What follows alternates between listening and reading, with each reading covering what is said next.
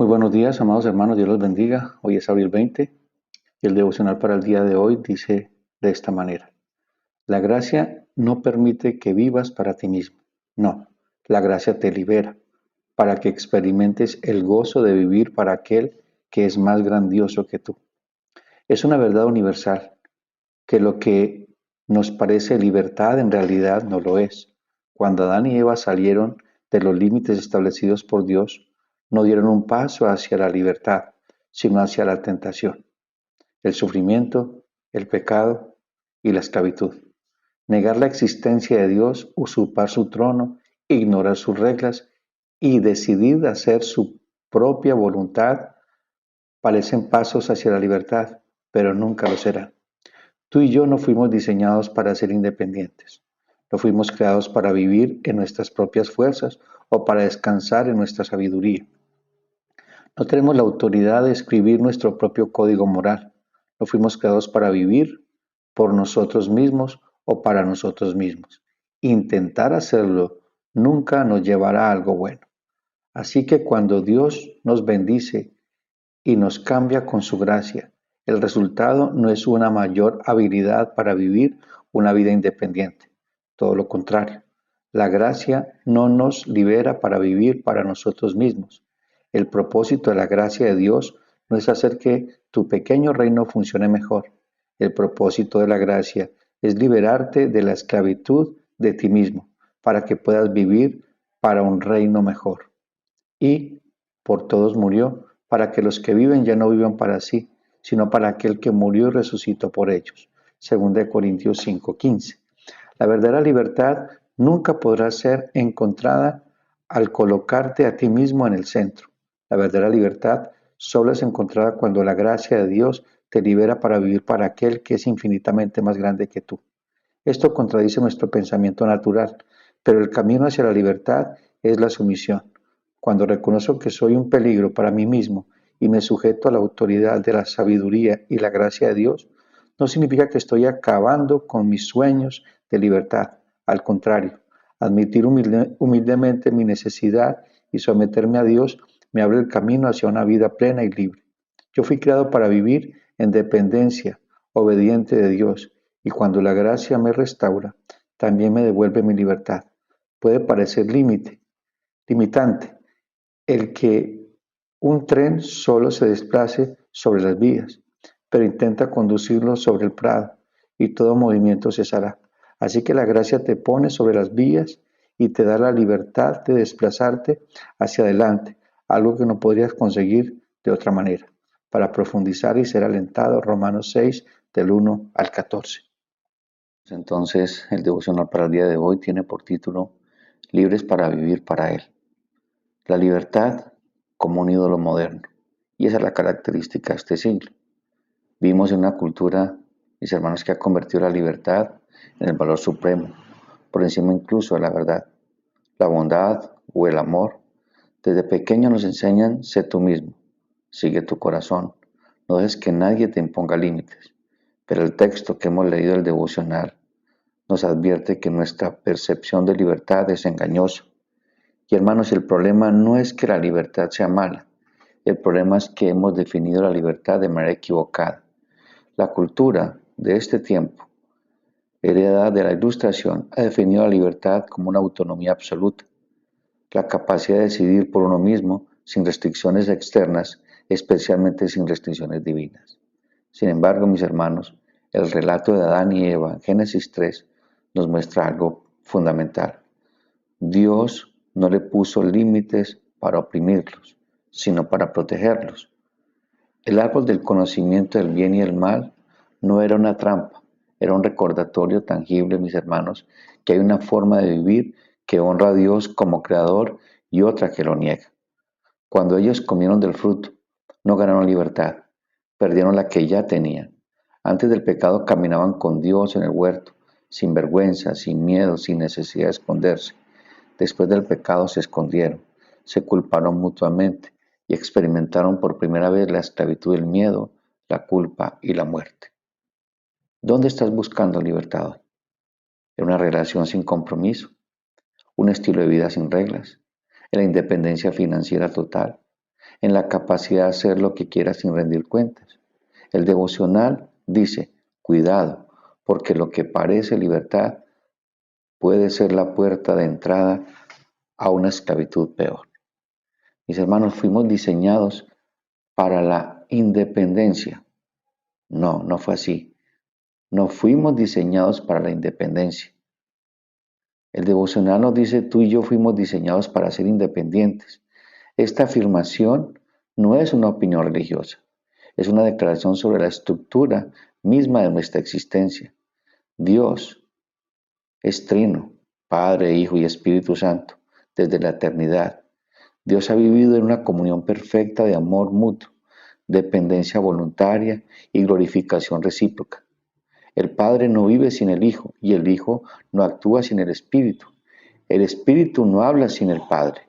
La independencia absoluta ni siquiera existe en Dios.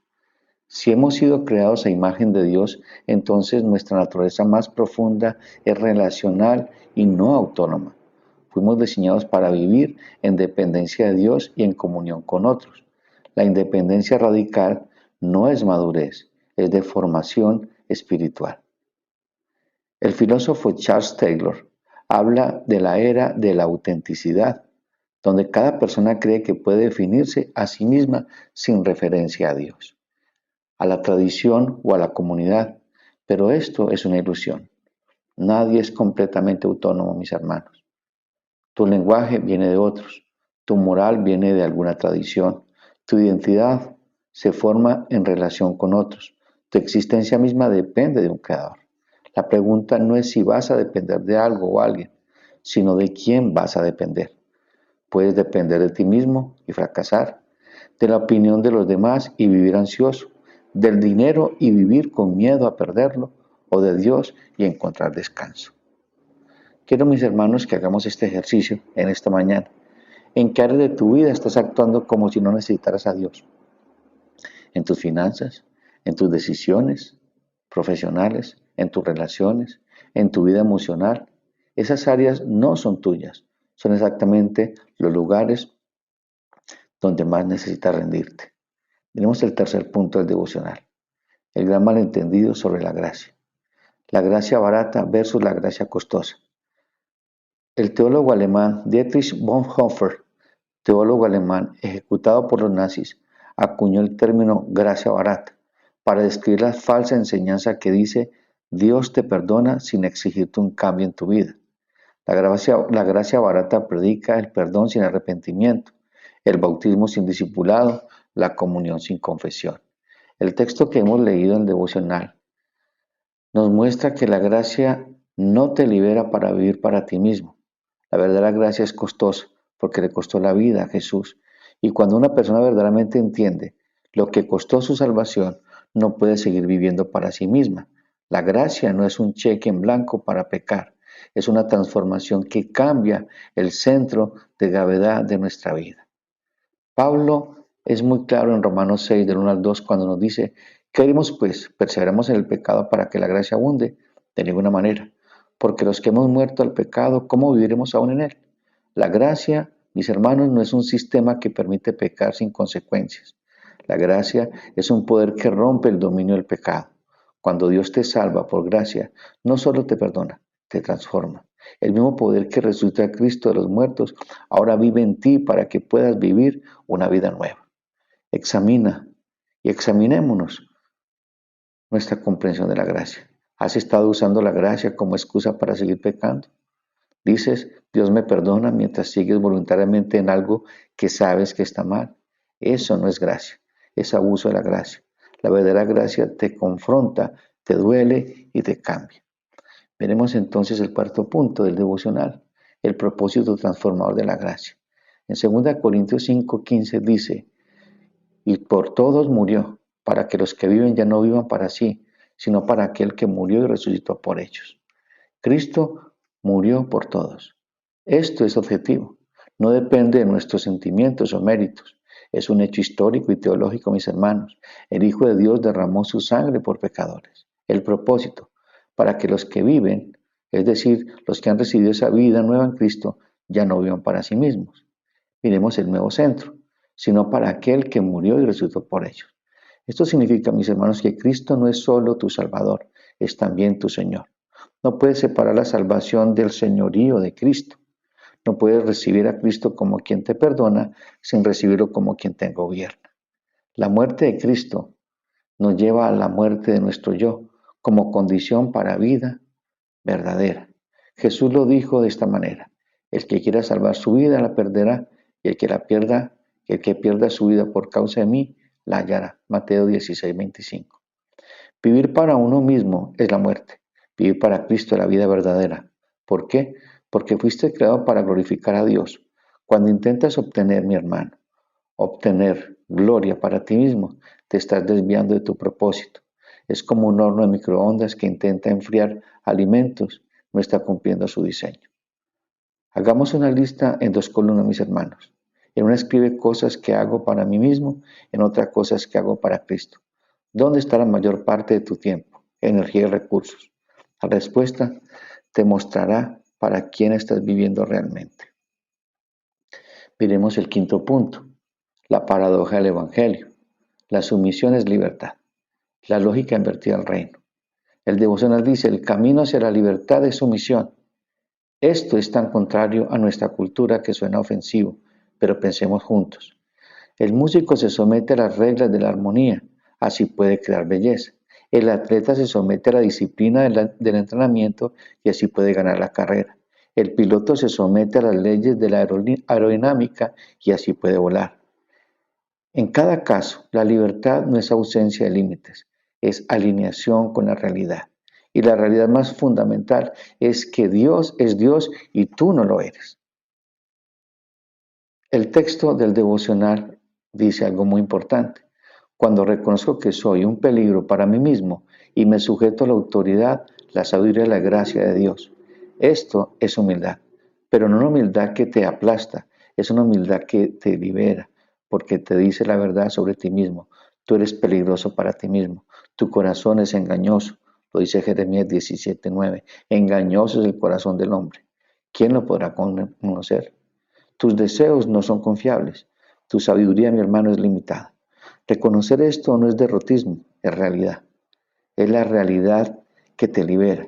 Cuando sabes de que eres un peligro para ti mismo, dejas de confiar en tu propio juicio y empiezas a confiar en el juicio de Dios. Y el juicio de Dios siempre es sabio, siempre es bueno, siempre es amoroso. Mis hermanos, ¿qué significa entonces vivir para Él, para Cristo? Primero, buscar su gloria, no la nuestra. Vivir para Cristo significa que tu pregunta constante no es ¿qué quiero yo?, sino ¿qué glorifica a Dios? Y esto transforma todo. Cómo trabajas, cómo hablas, cómo gastas tu dinero, cómo educas a tus hijos, cómo usas las redes sociales, cómo usas todo lo que Dios te entregó para que seas mayordomo de su creación y de lo que te ha entregado. Podemos consultar su palabra, no tu opinión. Vivir para Cristo significa someter nuestra mente a la Escritura. No lees la Biblia para encontrar confirmación de lo que ya piensas. La leemos para ser corregidos, confrontados y transformados. Nuestra opinión no es el estándar. La palabra de Dios sí lo es. Depender de su espíritu, no de tus fuerzas.